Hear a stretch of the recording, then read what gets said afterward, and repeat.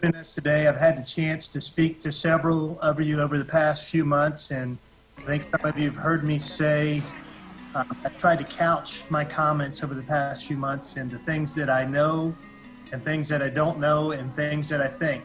I can tell you that the first things I know, it's a much smaller subgroup than the things that I don't know and the things that I think. And I'd ask that you kind of take my comments today in the context of those things.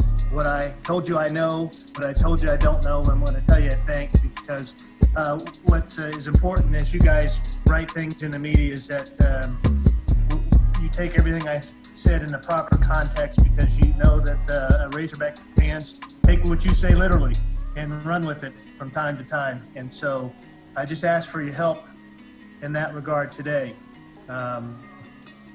There's still many things that are unknown and still haven't been decided, and we're working through those hour by hour, day by day. And today's May 27th, and I think back to what everything looked like just 2 months ago, and I imagine 2 months from now what it will look like. And we will make better decisions as an industry the further we can get into the summer before we make many of those decisions. And as I know it has been for each of you, that the past few months have probably been the most challenging of my career in college athletics, and there's been many tough decisions that have had to be made.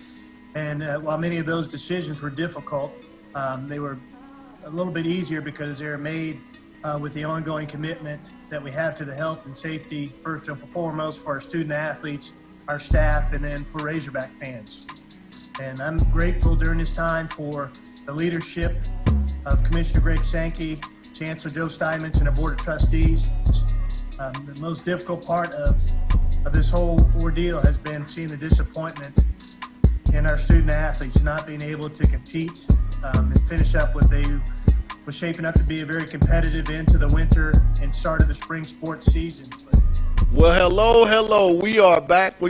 Had tech issues yesterday. Unfortunately, was not able to bring a show to you guys, but we got it all fixed up. We're ready to rock and roll, and we're going to have a special show, a special guest at 1:15. We're going to be joined by 2021 outside linebacker prospect and newly offered Arkansas prospect, KJ Cloud from Jones Community Junior College there in Mississippi. We'll talk to KJ and get his take on where the Razorbacks sit. Also, too, we're going to be joined at 1:30 by our very special guest, former Arkansas safety, now new Washington Redskin, Cameron Curl will be joining us at 1:30. We'll talk to Cam and find out just how things are going with his new opportunity to be an NFL player, and then also too some of the things that he can always look back on and cherish as with his days at an Arkansas Razorback. I want to go over here to my producer, the man behind the scenes that makes it all possible, Demetrius Johnson. And what's going on, my man? Not much, just enjoying today. Big show, really big show today. What are going to be some of the things that you try to take out of today's broadcast? Just seeing what some of these guys' regimen has been like since this pandemic, just seeing what Curl's been doing with the new additions, with his opportunity to play for the Redskins, and just to get an update on his life. Now, there's another player at that Jones Community Junior College there in Mississippi that Arkansas is real high on. Jalen Williams is the big-time defensive tackle there. So if you get both of those kids to come to the University of Arkansas, and with the way that the kids that we've seen come on this show, their films and abilities that they've shown, you got to believe this is going to be a position of high need for University of Arkansas going forward. So many years Arkansas has not had the depth at the linebacker position. But what I have seen is the speed increase defensively and the aggressiveness. Not only on defense, but I've seen that throughout the entire prospect list that these guys are going at. Yeah, I think these guys really understand that they have to get a lot faster on that defensive side, especially on that second level and third level, with that being the linebackers and defensive backs. But I think these guys are really equipping themselves, with guys like Eli Draper and some of these younger guys that they've really brought in. So I think to see an increase in production on the defensive side of the ball. 5 really important grad transfers came to Fayetteville during the offseason. I look for all 5 of those guys to play a part at some point, may have a major impact on this year's football team. And like I said, at some point, don't know what game. Felipe Franks, you have to figure he's going to have a major impact from day one. Draper, Xavier Kelly, and Jacobs out of Arkansas State. Those guys, and I think the punter that Arkansas was able to reel in from Duke is going to be a major factor. When you lose what you lost at that position, but to get those 5 guys that were all proven collegiate players, you have to feel pretty good if you're Coach Sam Pittman in year 1 to have some type of experience at those positions. But we're going to take a quick break, and then what you say, Demetrius? Want to get the Hall guys started? Yep, because they don't stop watching, and neither do we. We'll be back with KJ Cloud of Jones Community Junior College. He'll be back in a moment. It's On the Hill with Pat Jenkins, and it's our Friday edition on KDSJ 479. Let's get it. Staff, many of our coaches, our athletic trainers, our strength conditioning teams over the past several weeks, we're prepared to welcome back many of our student athletes on June the 8th for voluntary workouts. And we have a plan it's customized to the state of Arkansas and the University of Arkansas. You will see varying plans across the country and across the Southeastern Conference. And we've relied on the medical experts and develop our plan in consultation with the Arkansas Department of Health, our UA campus environmental health and safety officials, following the guidelines that were provided last week by the SEC Medical Task Force and the ongoing guidance from many of our federal and state agencies. And just as in anything in athletics or in life, no plan can guarantee that anyone affiliated with our program will not contract COVID-19. What our plan was developed to do was to mitigate the risk of all involved and outline some protocols for working together efficiently and effectively when a diagnosis is made for both the student athlete and those they have come in contact with or a staff member.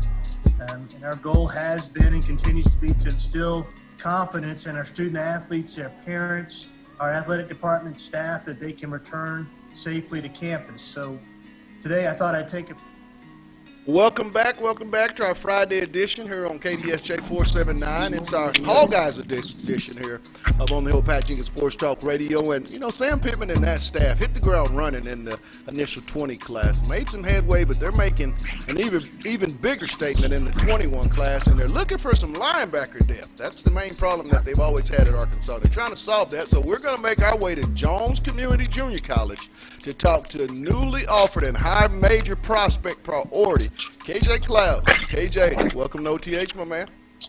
What's going on? Talk about the recruiting process. You just recently were offered a scholarship a little over 48 hours ago from the University of Arkansas, and Coach Sam Pittman and Barry Odom. Talk about what that meant to get that call from Coach Odom on the phone when he initially offered you that scholarship to be a Razorback. The recruiting process was, it slowed down, of course, a lot because of the corona. A bunch of coaches weren't able to come out and see us in the spring. So recruiting slowed down. And I can't honestly say, I was not expecting this offer at all. And he sprung it on me out of nowhere. We were having a normal conversation. And the next thing I know, he was like, yeah, well, KJ, I really like the way you play, which he said 1,000 times. And he was like, I'm going to offer you a scholarship. I almost choked on my drink. I was like, I wanted to ask him to repeat it, but I didn't want him to think that I didn't want it, so I just took it and, I had to be happy with it. How big was that, and how important was that to you, KJ, for the defensive coordinator, as Barry Odom is here at the University of Arkansas, to be the initial coach that gave you that offer? I mean, how much does that mean to you as a player to know just how much he does believe in you? I mean, any offer I take, and I appreciate any offer, but for the D coordinators to offer me, which means that's my coach, that he himself wanted me. Out of all the other kids in the world, he chose me. And it just goes to show that, as long as I keep God first and I keep working, anything is possible. Talking with KJ Cloud of Jones Community College, big-time linebacker, outside linebacker, belongs to the nation's top junior college defense. KJ, what was that? How big of a responsibility is that to be kind of one of the, the ring leaders of that defense? I mean, I can't take all the credit. I can't really take any of the credit. I had a great team this year. Everybody on our defensive line was monster. So, and then, I played with Jalen Gill, the linebacker at Ole Miss. Um, it was like I had to step up. And once I'm in the game, it's like I'm a different person. Coming into the game, sober headed, there is no way that I would run into a D line offensive lineman that's 300 plus pounds. But in the game, when I'm in the game, it's just, I don't know, something, it just clicks. Talking about your defensive line, you have a teammate there that's been heavily courted by the University of Arkansas on the defense line, that being Jalen Williams. How excited was J-Dub to know that you were also extended an offer and had the opportunity to maybe play beyond junior college? Jalen is like the best teammate anybody can ask for. You'll never see him down. You'll never see, he's always ready to go. And I think when I called him and told him that I got the offer from Arkansas, it was my first time seeing Jalen be mad. Like, he was so excited, but he was mad that I didn't call him first. I posted the offer first, and I didn't call him. And he was a little upset, but super happy for me. Like, more happy than anybody could ever be. Looking at your freshman season there at JCC with your defensive staff, KJ, what do you feel good about? And then heading into your last year of junior college football, what were some of the notes and things that you plan on working on here in the off season so that you can have the type of season that you want to? Yes, sir. For me, well, this was actually my first year ever playing in the box. I've never really had to play, a specific position. So this was my first year really learning a defense. In high school, they just told me to go get the ball. That's all. That's what I was told to do. We ran a 3-4 in high school, but I was like a walk down end. I stepped down, and I was free. And when I got to college, it was more structured, and I had to know what the D line was doing. I had to know what I was doing, and I had to know what the secondary was doing, so we could all move in one fluid motion. For me, I like to be versatile. I want Coach Pollard to be able to say, KJ, I need you to go play strong safety, or KJ, I need you to walk down on the end, or KJ, I might need you to go out and cover this tight end and over space. So this offseason, I'm working on a lot of feet placement, a lot of agility, and you can always get faster. There's nobody's ever said you're too fast, so you can always get faster. Right. KJ, who are some of the guys that you watch at that outside linebacker athlete position, I should say, either at the collegiate or professional levels, and then kind of take parts and add it into your game? For me, Coach, I want to be, I'm going to say it, and I know it's going to sound crazy, but I want to be better than Isaiah Simmons. Okay. That don't sound crazy. That don't sound crazy. I like to challenge myself, and I watched that man. He played safety. I saw him at a little corner. I saw him at a little DN, outside linebacker, inside. That's what I want. I want my coach to be able to. I don't want to be a package player. I want to be able to play in any defense, in any package we have. Talking with KJ Cloud of Jones Community College there in Mississippi. Now, when you said the comparison to Isaiah Simmons, I could understand why, because I had a chance a couple of days ago, KJ. Maybe it been hand time, but I was a track guy, and I know speed when I see it. You ran a 4.42 by one hand held watch and a 4.45 by the other.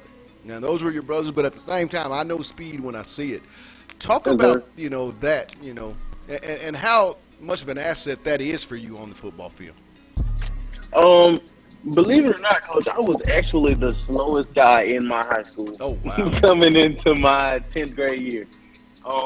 My track coach, Coach Brandon Thompson, he blessed me. He gave me with the gift of speed. He told me to come out and run track. I ran track. The first year when we first started training, I'll never forget, I have the video. I clocked it like a 5.2. Oh, wow. Yeah. And we worked.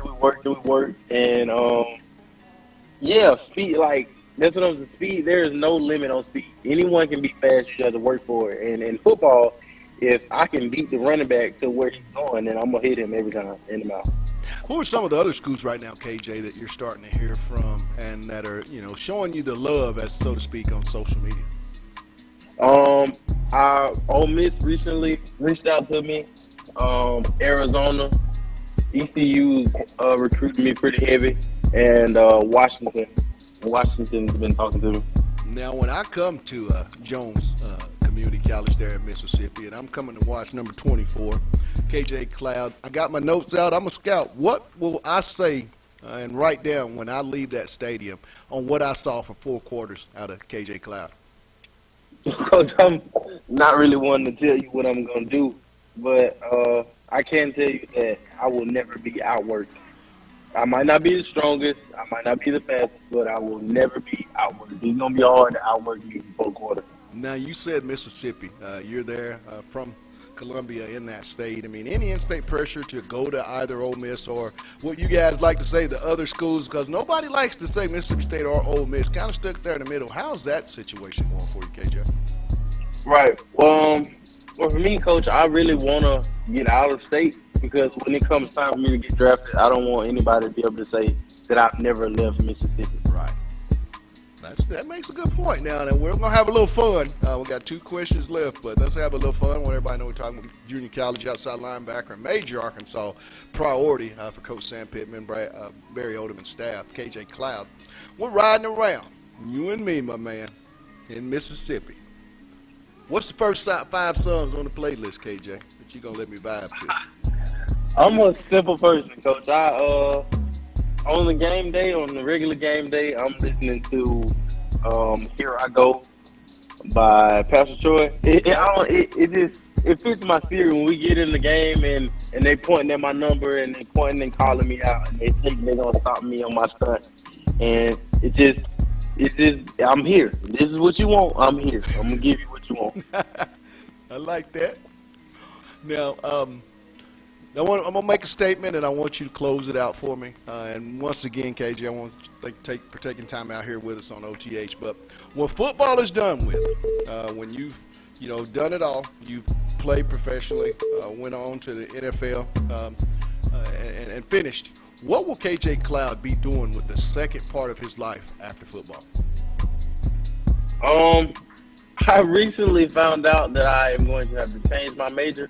I really like psychology, and I'm really interested in the brain and what makes people make decisions and tendencies and, all that kind of stuff. But I found out that I do not like to read, and that is a big part in psychology.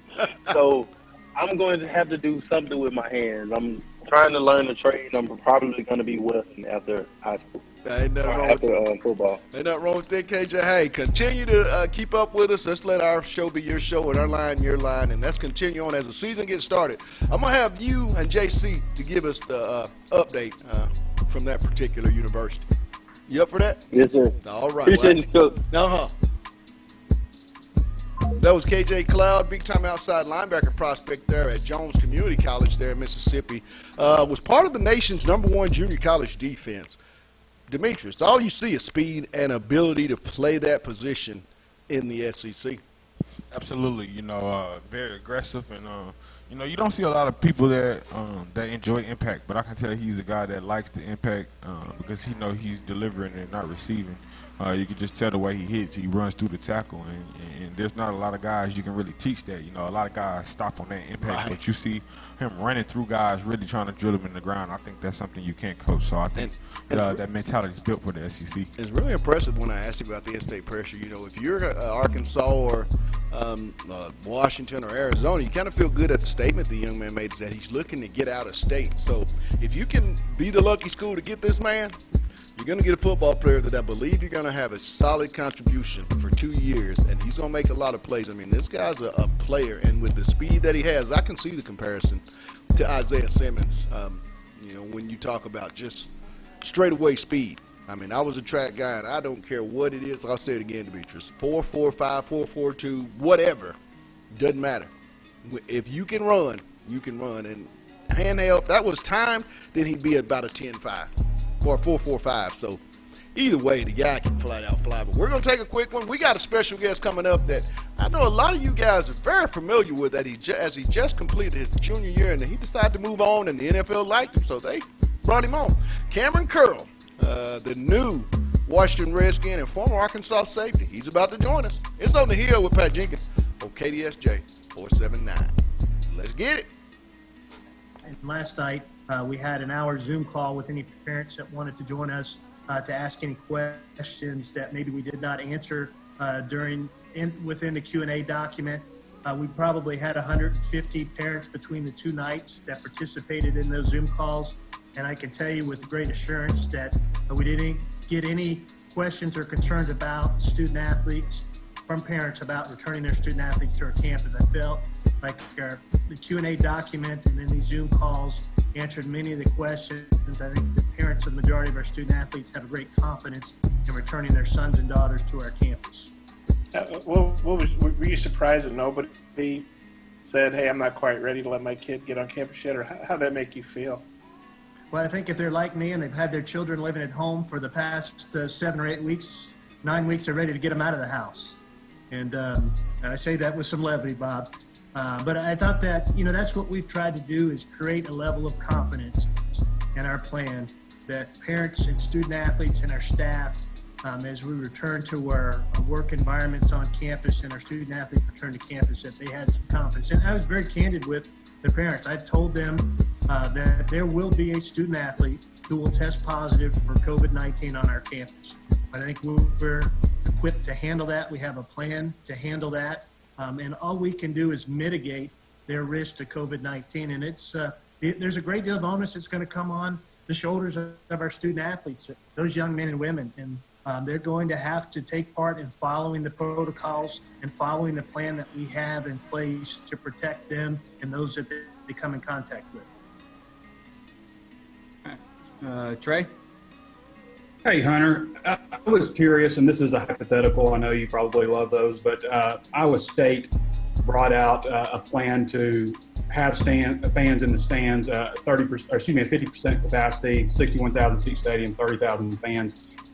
I was wondering where you guys are in terms of talks with that. Do you foresee fans being in the stands, and what does that look like for you guys, I guess? Well, Trey, I will tell you that our number one priority right now is, and what we're preparing for, is to have full capacity in each of our athletic venues this fall. What I will tell you is that we also have plans in the background, preparations in the background that are being made if we have to limit capacity, whatever that may look like in any of our venues. We have sold approximately 31,000 season tickets for football. We have stopped selling any single game tickets for home or away games until we really figure out what that looks like definitively, because we don't want to sell thousands of single game tickets to our SEC games and then have to refund that money or decide which of those patrons cannot attend the games. And so that's probably the only measure we have taken to date until we really determine what that capacity looks like. And does that look like something with fans entering the stadium? Would that be temperature taken with fans, entering, exit policy, all that kind of stuff, like you have with the athletes and facilities? Yeah, I mean, we're taking a look at from the minute you arrive on campus, and we shuttle roughly 10,000 fans per football game from outlying lots to our stadium. And so what does that look like from a shuttle bus capacity, and then how do we cue people in line when they arrive at the gate?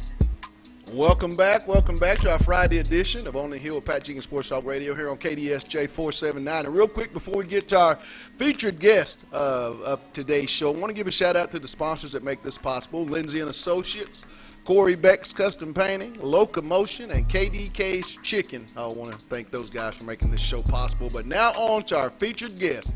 He just played 3 very important years here at the University of Arkansas, and made a tremendous impact, first as a cornerback and the last 2 years as your safety. So we want to talk to the newest Washington Redskin and former Arkansas safety, Cameron Curl. KC, welcome to the Hill. What's up? Appreciate y'all having me. Cameron, it has been a whirlwind since you ended the season, made the announcement that you were going to enter the NFL draft. What was that process like leading up to that final day when your name was called to be a Redskin?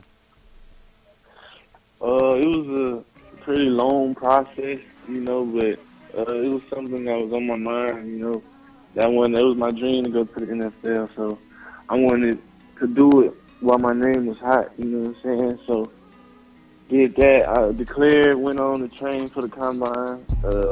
Got invited to the combine, well, that was a dream of mine too. So I was really happy about that.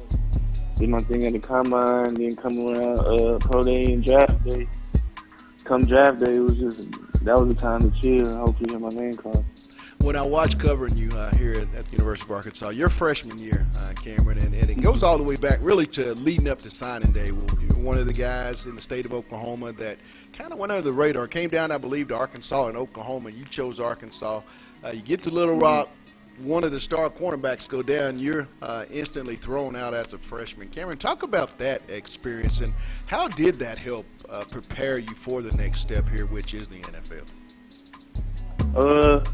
I mean, coming in as a freshman, it's always, a freshman dream to come in and start right away. And I really didn't think it was going to happen. Because, my dog Pulley was in the starting position.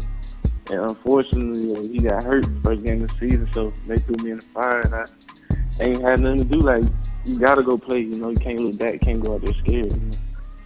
When you looked at your career over here at Arkansas, maybe not as well as you would have liked as far as the win column. I thought you were very productive the 3 years you were on the football field. But, when you look at it, what are some of the games and moments that kind of stick out to you, Cameron, over your career?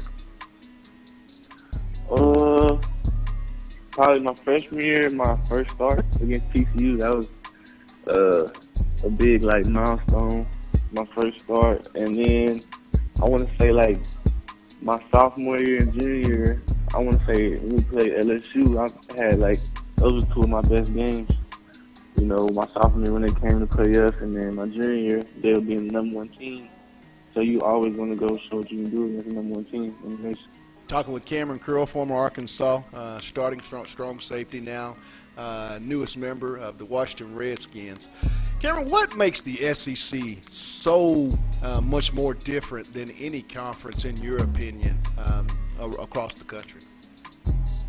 It's where the best football at. We got bigger, faster, stronger athletes, I feel like, than every other conference. And it's they call the SEC the little NFL, and that's what I believe it is, because the SEC got the most draft picks drafted every year, so that's where if you want to go play the best, you go to the SEC. And that was my decision on signing day to come to Arkansas.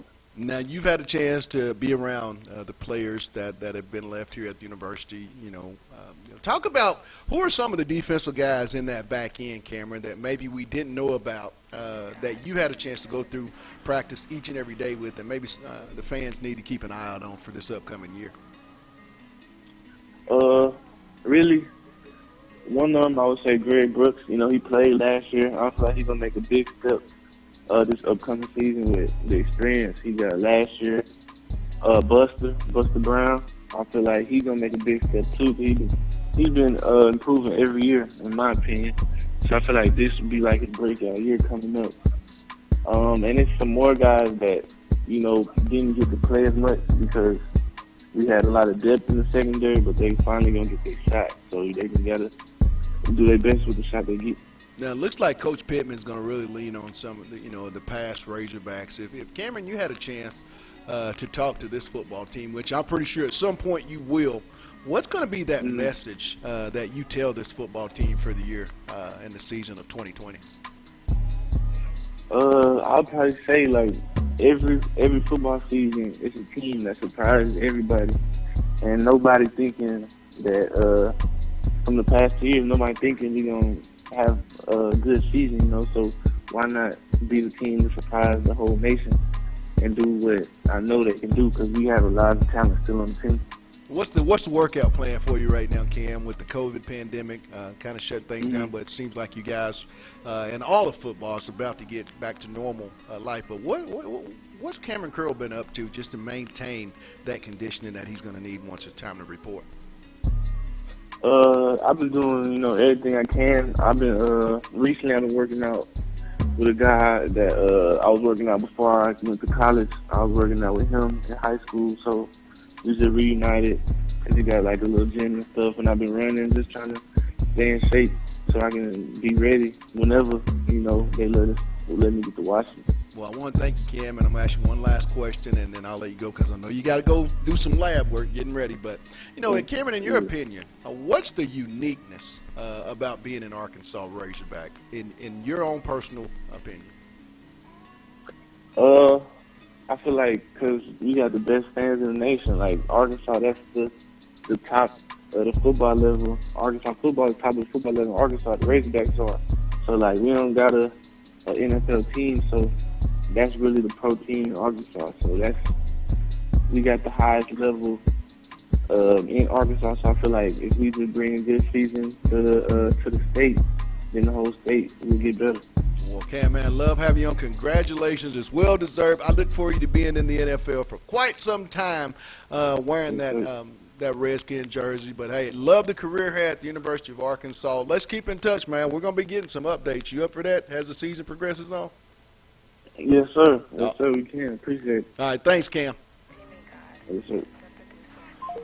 That was former Arkansas safety. Now, Washington Redskin, new Washington Redskin, Cameron Curl.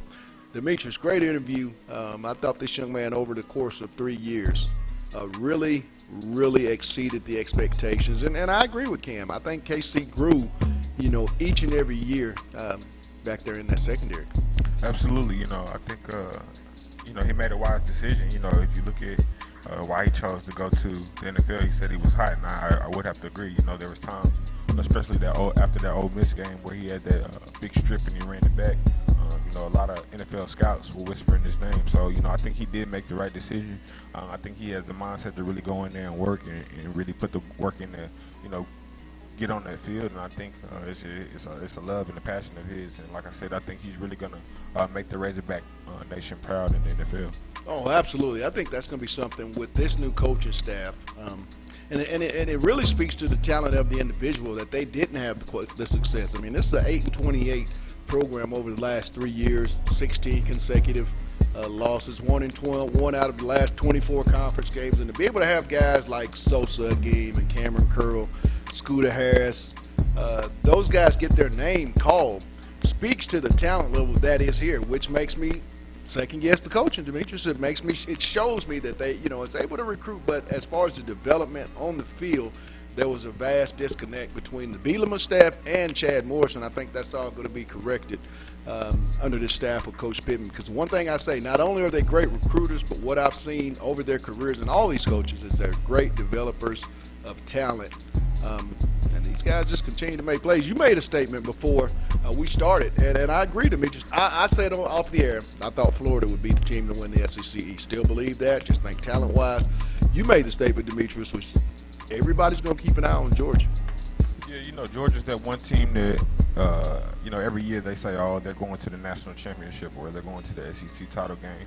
And, I think Kirby's on a hot seat. A lot of people aren't really saying that, but I think Kirby's one of those guys where, they brought him in expecting the championship. When you look at the guys that he inherited, Sony Michel, you look at, the top-tier running backs that he had, Todd Gurley. You look at the guys that he inherited as a head coach, and it kind of raises the eyebrow. Why haven't you, had more opportunities at the national championship with the talent level and the NFL prospects that you've had drafted from your team? So, again, I think with the departure of Sam Pittman, a lot of guys are going to want to see is he really proven as a complete head coach, having the ability to control, put a team together. I'm curious to see if they have the offensive line crash that Arkansas had in 2016 after Sam left. Don't think it will be to that degree because I think, here at Arkansas or at Georgia, they just had more of a stockpile of those 4- and 5-star offensive linemen. So I think, Coach Luke has a lot more to work with. I'm not saying that it won't be down, but I'm going to be curious to see how that offensive line plays because I think as they go in the 20 year, I think a lot will play into how Georgia's season. But I do have Florida winning the SEC East. I think it's going to be in the West. I think Alabama and Ed Em are going to battle for that supremacy. Slight edge to Alabama at the moment, but I do think Florida will win the SEC East. And that's going to conclude our show for today. We'll be back on Monday with much, much more. I want to give a thank you to the guests today. I want to thank KJ Cloud of Jones Community College in Mississippi, the 2021 outside linebacker prospect, major prospect for Coach Barry Odom and that entire defensive staff, Coach Rhodes. Those guys would love to have KJ. I want to thank him for coming on and talking Razorbacks. And former Arkansas safety, now new Washington Redskin, Cameron Curl, for coming on and sharing his thoughts on the NFL draft, what it meant to be a Razorback. All those things were great. One. Also thank all of our listeners and viewers, and lastly our sponsors, because this wouldn't be possible without those guys. Lindsay and Associates, with an office location in Fayetteville, an office location also too in Rogers. Locomotion is located just below the Northwest Arkansas Mall in Fayetteville. Corey Beck's Custom Painting, and lastly, you know the one we talking about, because I talked to, we may have to go over there. Y'all got to meet us there or beat us there. We keep telling you about it. Loaded fries, chunks, all of it. That's KDK's Chicken. They're located down at 989 Razorback Road. Go down and see Keith, Kathy. Get some of that love. It says on the building, it's not your mama's, but we added this. Best chicken and waffles in the South. Meet us there or beat us there. That's KDK's Chicken. But from our producer, Demetrius, to all our listeners, we'll be back on Monday like we said. Apologize for not being on yesterday, but we got that problem fixed, and it's all full go from here on out. It's On the Hill with Pat Jenkins, and it's our Friday edition on KDSJ 479. You guys have a blessed one, and you know what I say. Let's get it.